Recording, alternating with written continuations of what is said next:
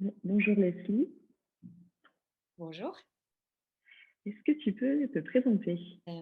Donc je suis Leslie Menahem, et je suis, scénariste et réalisatrice, notamment de fiction radiophonique, mais aussi de documentaires radiophoniques et en parallèle, je fais aussi de la mise en scène au théâtre. Je développe mon premier long métrage de cinéma, ainsi qu'une série télé et un unitaire télé aussi. Et depuis quand est-ce que tu es scénariste? En fait, c'est assez drôle, j'ai commencé, à écrire pour la radio en répondant à, l'association Beaumarchais qui donne des bourses d'écriture pour les séries radiophoniques. Donc en 2013, en fait, j'ai moi qui adorais l'écriture radiophonique, j'ai postulé à cette bourse Beaumarchais et je me suis mise à écrire ma première série radiophonique pour France Culture et c'est là que ça a démarré. Après j'ai continué, régulièrement. Et d'où t'es venue cette envie de faire ce métier? Alors, je venais plutôt du théâtre et j'ai eu la chance d'être invitée à Radio France, par, une amie réalisatrice, Juliette Eman, qui est réalisatrice pour France Culture de fiction radiophonique. Je suis allée regarder, en fait, comment ça se passait. J'ai été complètement fascinée par ce monde, qui se passe à l'intérieur des studios radiophoniques et du coup, ça m'a donné envie vraiment d'y travailler. J'ai commencé comme, assistante réalisatrice ponctuellement. Puis en parallèle, je me suis mise aussi à écrire. Il y a eu, cette aide Beaumarchais dont je t'ai parlé et puis après ça ne m'a plus quittée.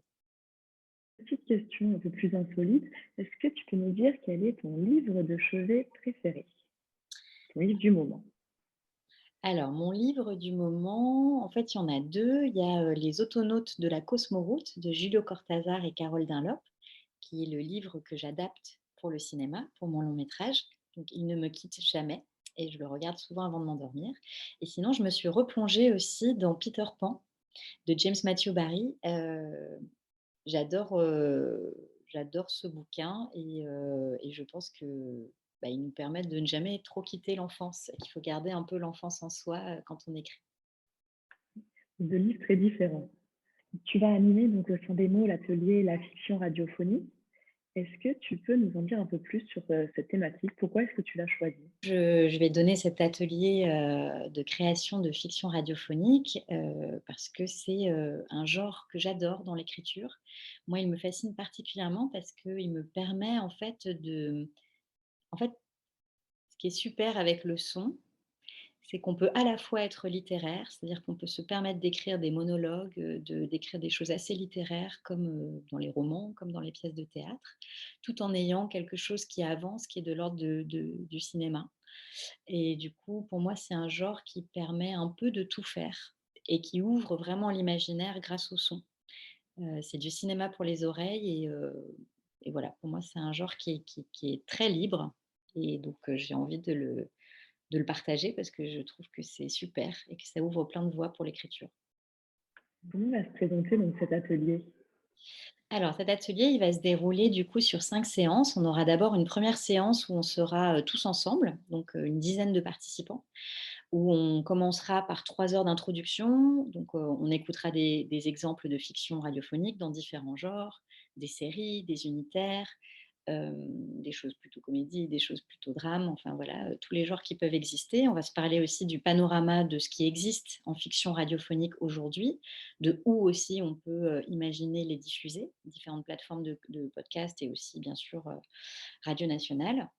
Et puis ensuite, on passera par, vraiment une phase, de construction de l'écriture en parlant, théoriquement et très concrètement de qu'est-ce qui fait la spécificité de l'écriture radiophonique? Comment on écrit pour le son? Quelles sont les clés qu'il faut avoir pour, essayer d'accrocher son auditeur? Voilà, donc ça, ce sera vraiment ce premier atelier, panorama d'écoute, d'information et aussi de théorie sur l'écriture. Et ensuite, je demanderai aux participants très rapidement, et d'ailleurs, j'aimerais que dès le premier atelier, ils arrivent avec des idées, avec des envies, pour que dès l'atelier suivant, on puisse commencer à développer l'histoire. Donc, on commencera d'abord par réfléchir à un résumé très court, puis ensuite comment on le déroule, faire un squelette, travailler vraiment ces personnages, ce qui est très important, et aussi réfléchir tout de suite à la dimension radiophonique et sonore de chaque projet. Donc, en fait, au fur et à mesure des ateliers, on se retrouvera où je demanderai aux élèves, aux participants, je dis les élèves, mais en fait, ce sera des grands, de vraiment, écrire d'un atelier à l'autre pour, développer. Le premier atelier, on Oui. est tous ensemble. Le dernier atelier, on est tous ensemble et au milieu, on a des ateliers, on est par groupe de 5 pour pouvoir aller justement en profondeur dans la lecture de chacun des projets.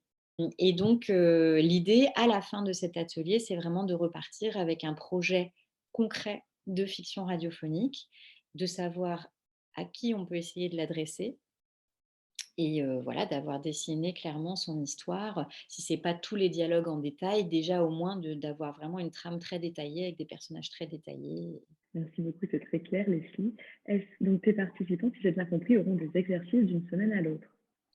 Oui, alors je demanderais, aux participants de travailler d'une semaine à l'autre. Par exemple, si on travaille sur le personnage, moi j'aime beaucoup, faire tout un questionnaire en fait qui permet, de mieux connaître son personnage.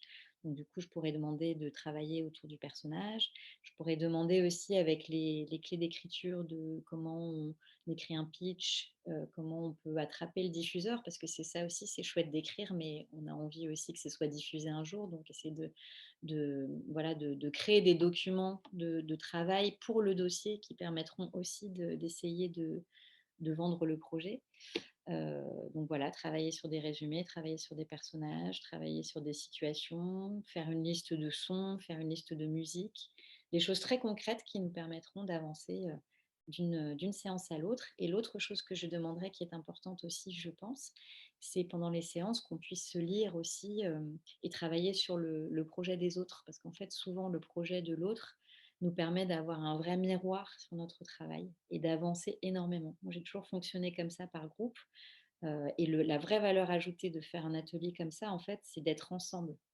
Parce qu'on est très souvent seul dans l'écriture et là, le fait d'être à plusieurs, ça permet d'avancer, de brainstormer et d'aller beaucoup, beaucoup plus loin. Ton atelier se déroule donc en format hybride, donc c'est-à-dire que tes participants peuvent être sur place ou depuis chez eux. Et alors, moi, j'invite tous les participants, à venir sur place s'ils le peuvent, s'ils le souhaitent. Parce que pour moi, un groupe, c'est vraiment génial qu'ils puissent être ensemble et puis, ça marche toujours mieux d'être les yeux dans les yeux. Après bien sûr, les choses seront très bien faites pour qu'on puisse aussi travailler à distance si vous ne pouvez pas vous déplacer. Donc ça, c'est votre choix, mais moi je serais ravie de vous rencontrer, en live. Merci beaucoup, je te souhaite un très bon atelier. Merci beaucoup.